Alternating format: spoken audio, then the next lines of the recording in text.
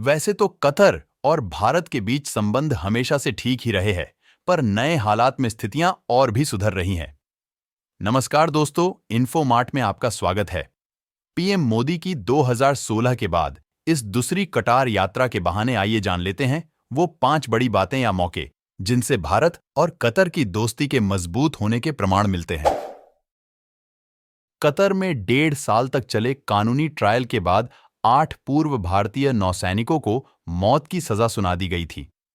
इसका पता चलने पर भारत ने आश्चर्य तो जताया, पर कड़े शब्दों में कतर से बात करने के बजाय कानूनी और रणनीतिक तौर पर मामले का सामना किया। इसका नतीजा यह रहा है कि पहले तो कतर की कोर्ट ने सबकी सजा घटाई और फिर कुछ ही दिन पहले उन्हें रिहा भी कर दिया। इनमें से 7 पूर्व नौसैनिक घर भी लौट चुके हैं।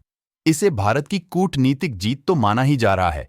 तेजी से सुधर रही अर्थव्यवस्था का दूसरे देशों पर प्रभाव भी माना जा रहा है। कतर के साथ भारत के रिश्ते किस कदर मजबूत है, इसका एहसास दुनिया को साल 2017 में ही हो गया था। यह वह दौर था जब 4 खाड़ी देशों ने कतर पर बैन लगा दिया था।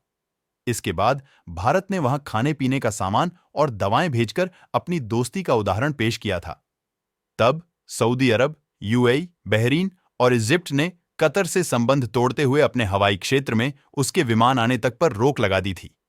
इस बायकॉट की अगुवाई खुद सऊदी अरब कर रहा था, जो खुद भारत का अच्छा दोस्त है। ऐसे में भारत ने इस मामले में दखल तो नहीं दिया, पर कतर की मदद करने से भी पीछे नहीं हटा। भारत और कतर के बीच अगले 20 सालों के लिए एक अहम समझौता भी हो चुका है। 78 अरब डॉलर के इस समझौते के तहत कतर भारत को वर्ष 2048 तक लिक्विफाइड नेचुरल गैस यानी एलएनजी सप्लाई करेगा। इसके लिए भारत की सबसे बड़ी LNG importer company Petronet LNG limited ने वहां की सरकारी कंपनी कतर एनर्जी के साथ समझौता किया है। इसके तहत कतर से हर वर्ष भारत को 7.5 मिलियन टन गैस मिलेगी। साल 2016 की बात करें तो कतर ने करीब 50% छूट पर भारत को एलएनजी सप्लाई की थी। तब कतर ने $5 प्रति मीट्रिक मिलियन ब्रिटिश यूनिट पर भारत को गैस दी थी, जबकि इससे ठीक 1 साल पहले भारत ने $12 में एलएनजी खरीदी थी। साल भर बाद ही कतर ने छूट दी तो भारत को कई अरब डॉलर की बचत हुई थी। साथ ही साथ भारत को 12,000 करोड़ रुपए जुर्माना चुकाने में भी कतर छूट दे चुका है। आज भारत जितना भी एलएनजी इंपोर्ट करता है, उसमें कतर की हिस्सेदारी 40% तक पहुंच चुकी है।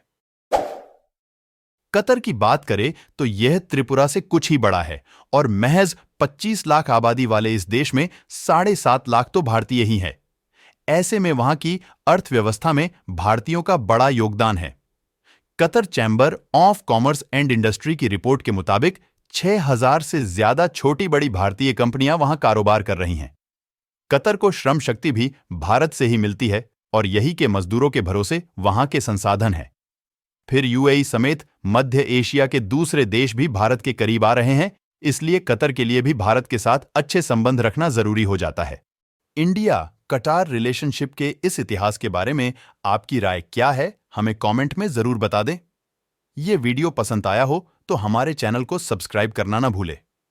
हम अगली बार एक और रोचक वीडियो के साथ वापस आएंगे। तब तक के लिए धन्यवाद।